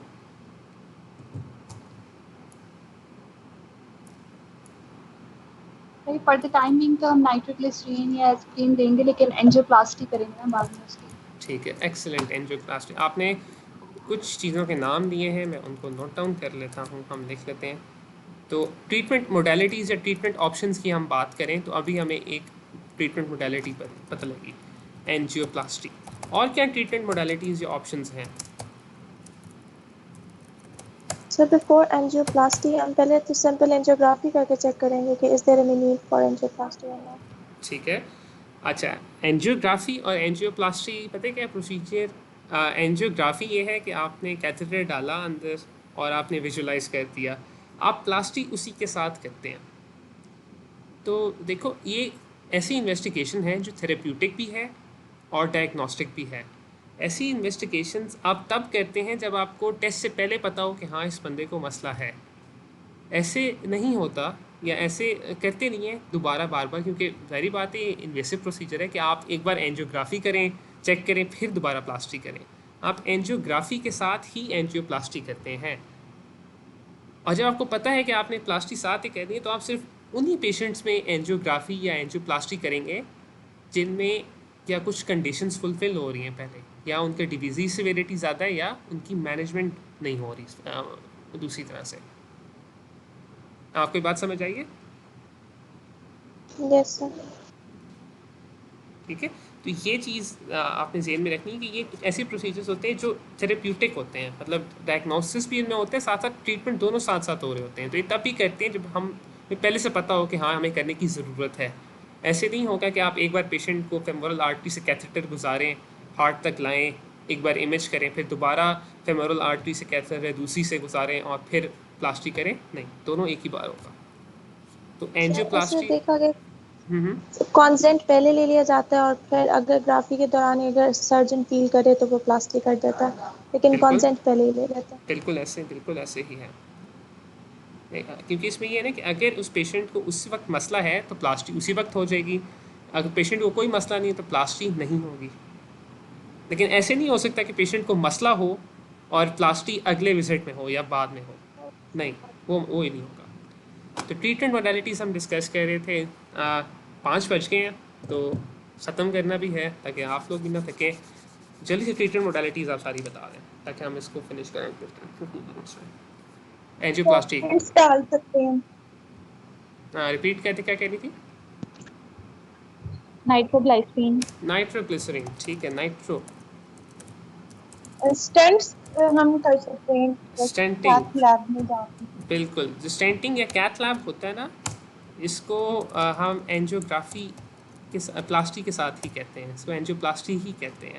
Stenting, angioplasty, percutaneous coronary intervention, they more or less refer to the same thing. इनको हम in detail PCI, stenting, angioplasty हम जब एसीएस डिस्कस करेंगे तब डिस्कस करेंगे। तो एंजियोप्लास्टी, नाइट्रोग्लिसरीन तो आपने बता दिया, और क्या करेंगे? Beta blocker. स्ट्रेप्टोकाइनेज इसी में होगा। Beta blockers, excellent. स्ट्रेप्टोकाइनेज क्या है ये बताएं पहले आप मुझे। स्ट्रेप्टोकाइनेज वो डायलीट करने के लिए है, थ्रोम्बोलिटिक है, एक्सीलेंट। एंजाइना की हमने पैथोफिजियोलॉजी थोड़ी सी आप याद करें। एंजाइना में थ्रोम्बोसिस होता है या एथेरोस्क्लेरोटिक प्लैक बनता है? प्लैक बनता है। थ्रोम्बस किससे बनता है? अनस्टेबल एंजाइना में या एमआई में। एक्सीलेंट। तो अनस्टेबल एंजाइना या एमआई की ट्रीटमेंट के लिए आप स्ट्रेप्टोकाइनेज या टीपीए यूज़ करेंगे। लेकिन एंजाइना की पैथोफिजियोलॉजी आपको पता है, जब थ्रोम्बस बनता नहीं है तो थ्रोम्बोलिटिक का क्या यूज़ होगा? Thrombolytics are not used, they have no role in management of angina, क्योंकि थ्रोम्बस ही नहीं है ना। भाई इसी तरह करेंगे इस केस में। क्या करेंगे इस केस में? जिस तरह अभी आप कह रहे हैं कि थ्रोम्बोलिटिक का रोल नहीं है, तो हम लोगों को फिर एस्पिरिन यूज करने की भी जरूरत नहीं है। एस्पिरिन यूज़ करने की ज़रूरत नहीं है, ठीक है। Aspirin is a good thing. अभी एस्पिरिन के बारे में मैं आपको बता दूंगा अगर अभी टाइम मिला, वरना ट्रीटमेंट हम कल तक भी खींच लेते हैं। एस्पिरिन यूज़ करने की ज़रूरत है या नहीं, इसको हम करते हैं। ड्रग्स के नाम लिपिड लोअरिंग ड्रग्स, स्टैटिन्स, ठीक है। क्यों स्टैटिन्स यूज़ करेंगे? डायबिटिक भी है तो फिर उसका एलडीएल 70 से कम होना चाहिए। एक्सलेंट। तो स्टैटिन्स एथेरोस्क्लेरोसिस के साथ यूज़ करते हैं। मैं क्वेश्चन मार्क 2 लगा रहा हूँ क्योंकि स्टैटिन्स की कुछ इंडिकेशंस हैं, वो मैं आपसे डिस्कस करूँगा नेक्स्ट टाइम ये जब मौका मिलता है। एस्पिरिन, स्टैटिन्स, और क्या करेंगे? Lifestyle modification. Excellent, lifestyle modification.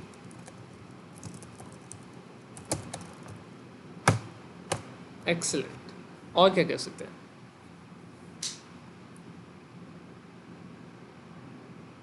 Antihypertensives if the patient is hypertensive.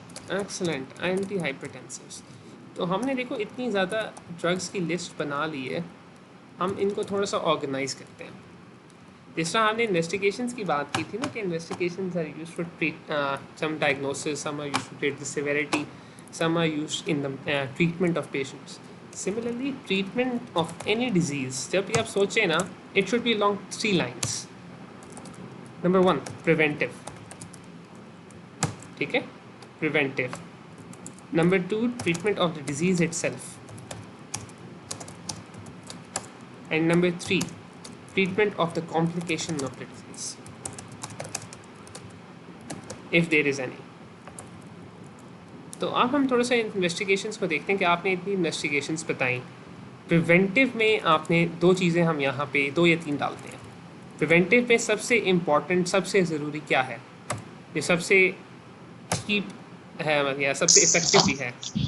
Lifestyle modification. Excellent, lifestyle modification. ठीक है, आप पेशेंट को काउंसिल करेंगे कि आपने देखो एंजाइना होता है ना, किसी वजह से होता है, वो जो प्लैक बन रहा है ना एथेरोस्क्लेरोसिस का, वो किसी वजह से बन रहा है। आपने वजह देखनी है।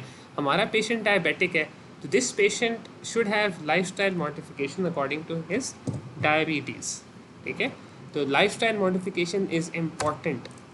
इसी तरह स्टैटिन्स जो हैं वो एलडीएल कोलेस्ट्रॉल को कम करते हैं, जो प्लैक्स होते हैं उनकी फॉर्मेशन स्लो डाउन करते हैं। Statins are very important. Finally aspirin. Aspirin is a, क्या है एस्पिरिन? एंटीकोगुलेंट। जो एथेरोस्क्लेरोटिक प्लैक्स होते हैं उनमें क्या प्लेटलेट्स का कोई रोल होता है? हाँ जी, होता है। होता है ना, होता है। तो उन प्लेटलेट्स की उनमें इन्वॉल्वमेंट कम करने के लिए हम एस्पिरिन देते हैं। जिस तरह जो एथेरोस्क्लेरोटिक प्लैक में एलडीएल मैक्रोफेजेस का रोल होता है, एलडीएल को कम करने के लिए स्टैटिन्स यूज़ करते हैं, उसी तरह एस्पिरिन जो है it is used to prevent the proliferation of that atherosclerotic plaque. Finally preventive measures में क्या है? डायबिटीज़ की ट्रीटमेंट है। If a patient is diabetic, treat their diabetes. If a patient is hypertensive, treat their hypertension, treat the patient's hypertension। ठीक है, तो first category is treatment on the basis of prevention. Second category है treatment of the disease itself, और like every treatment, any treatment, the first is medical and the second is surgical. हम क्योंकि medicine पढ़ रहे हैं तो surgical की बजाय स्लैश डाल के हम लिखते हैं इन्वेसिव।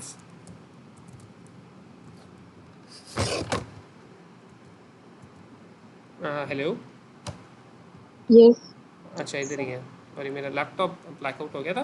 तो सर्जिकल के साथ हम लिखते हैं इन्वेसिव। तो मेडिकल मैनेजमेंट आपने ख़ुद बता दी कि सच ए पेशेंट, आप उनमें जो करेंगे मेडिकल मैनेजमेंट क्या करेंगे? नाइट्रोग्लिसरिन है, बेटा ब्लॉकर्स हैं, कैल्शियम चैनल ब्लॉकर्स हैं, एट्सेट्रा। उनको अभी हम उनका एल्गोरिदम देख लेते हैं यूज़ के लिहाज से कि कैसे इनको यूज़ करना है। सर्जिकल या इन्वेसिव जो मैनेजमेंट है उसमें क्या आएगा? एंजियोग्राफी, एंजियोप्लास्टी, और एक टर्म यूज़ हम करते हैं जो आगे से हम कंटिन्यूसली यूज़ करेंगे और आपकी बुक्स में भी यूज़ है, that is percutaneous coronary intervention. इसके अलावा एक और इन्वेसिव या सर्जिकल प्रोसीजर है जो यूज़ होता है, वो क्या है? Coronary artery bypass grafting. Excellent, CABG, coronary artery bypass grafting. तो इन अ नटशेल आपके सामने ट्रीटमेंट आ गई। जब भी आपको किसी डिजीज़ की ट्रीटमेंट के बारे में पूछा जाए ना, ऑलवेज स्टार्ट लाइक दिस। ठीक है, आप देखो कि ये पिरामिड है, दिस इज़ अ पिरामिड। ठीक है, the base of this pyramid is formed by preventive measures, these preventive measures जो भी हमने यहाँ पे देखे हैं, ठीक है. The middle part comes in the form of treatment of the disease, and finally ये top है, that is the treatment of the disease complications. यहाँ पे complication वाला लिखना था, ठीक है. It comes very late. तो जो सबसे पहले foremost thing है ना, after counseling the patient you have to start on preventive remedies. तो जल्दी से हम इनको देख लेते हैं, रिव्यू कर लेते हैं. The treatment for chronic stable angina, ठीक है. प्रिवेंटिव को आप पहले देखें. Aspirin, statins, smoking cessation, regular exercise and weight loss, control of blood pressure and diabetes. These are very very important, ठीक है, क्योंकि ये एक तो डिजीज़ प्रोग्रेशन को रोकेंगे, और इस पेशेंट को एंजाइना है तो प्रोग्रेशन का क्या मतलब है कि अनस्टेबल एंजाइना और ACS को प्रिवेंट करेंगे, और मोर्टेलिटी डिक्रीज़ करते हैं. मोर्बिडिटी एंड मोर्टेलिटी मतलब पेशेंट्स की क्वालिटी ऑफ लाइफ भी इंक्रीज़ करते हैं, पेशेंट की क्वांटिटी ऑफ लाइफ भी इंक्रीज़ करते हैं. मेडिकल मैनेजमेंट जो है ना, वो 3 ड्रग्स के ऊपर बेस करती है. Calcium channel blockers, beta blockers and nitrates. आपको सबको ये पता है कि अगर एक पेशेंट को दिल का दर्द होता है तो उन्हें सबसे पहले कहा जाता है कि आप वो गोली होती है नाइट्रोग्लिसरीन की, वो ज़ुबान के नीचे रखें या मुंह के अंदर डाल के रखें. Those are nitrates. नाइट्रोग्लिसरीन है, they are short acting and used in the acute setting, या एक पेशेंट को दर्द हो. एक पेशेंट इनको एंजाइना है, लॉन्ग टर्म स्टेबल है, उनके लिए फर्स्ट लाइन थेरेपी है क्या है, बेटा ब्लॉकर्स, ठीक है. तो ये जो टेबल इसमें डाला हुआ है इसको आपने रिव्यू कर लेना है. मेडिसिन यही इस्तेमाल होती हैं. एक और जल्दी से हम 2 फ्लो चार्ट्स देख लेते हैं जो काफ़ी अच्छे मुझे लगते हैं और काफ़ी मतलब हेल्प करते हैं कॉन्सेप्ट में. आई होप ये आपकी स्क्रीन पे क्लियर नज़र आ रहे होंगे इस वक्त. यस, ठीक है. तो इस फ्लो चार्ट को अगर हम गौर से देखें तो आपको stable angina the first and foremost is lifestyle modification and all those preventive measures. Then we start the patient on beta blockers, ठीक है. If the patient is symptomatic we switch और ऐड, मतलब पहले एक स्टार्ट करेंगे फिर आप add on कर देंगे. If the patient is again symptomatic then we consider coronary revascularization, यानी कि प्रिवेंटिव मेजर से स्टार्ट किया और पेशेंट को एज नीडेड नाइट्रोग्लिसरीन पे prescription they the. If the patient is symptomatic start बेटा ब्लॉकर और कैल्शियम चैनल ब्लॉकर. अगर नहीं कंट्रोल हो रहा दोनों ऐड कर दो. फिर भी नहीं कंट्रोल हो रहा then the patient will proceed towards percutaneous coronary intervention और कोरोनरी आर्टरी बाईपास ग्राफ्टिंग. इन दोनों के अपने इंडिकेशंस हैं कि किस पेशेंट में आपने कौन से करना है, वो इंशाल्लाह हम कल डिस्कस करेंगे. ट्रीटमेंट ऑफ स्टेबल एंजाइना का एक और ये है फ्लो चार्ट, ये मैं आपसे डिस्कस नहीं करूँगा, ये आप लोगों ने खुद देख लेना है, मैं आपको लिंक दे दूँगा उसका.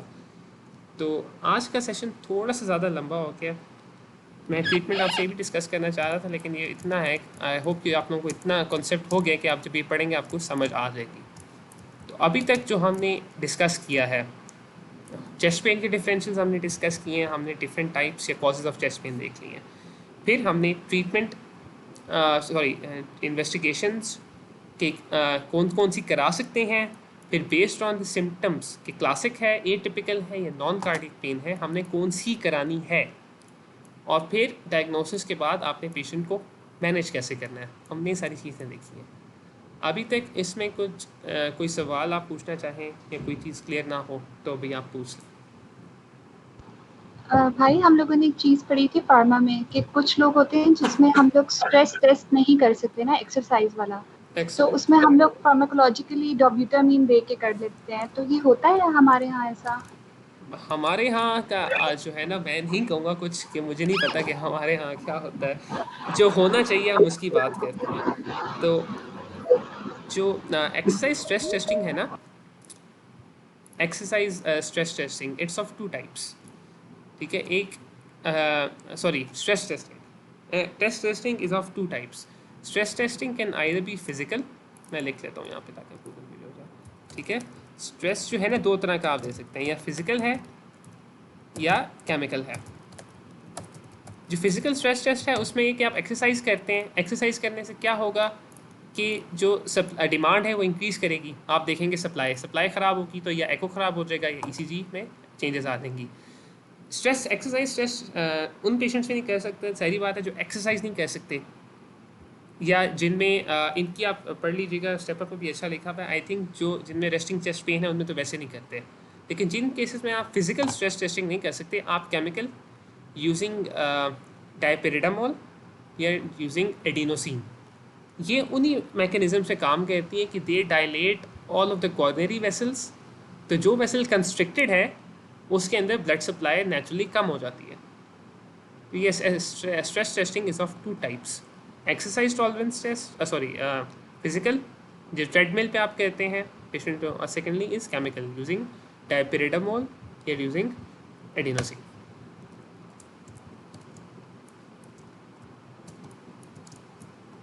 ठीक हो गया? और कुछ क्लियर हो गई ये बात आपको?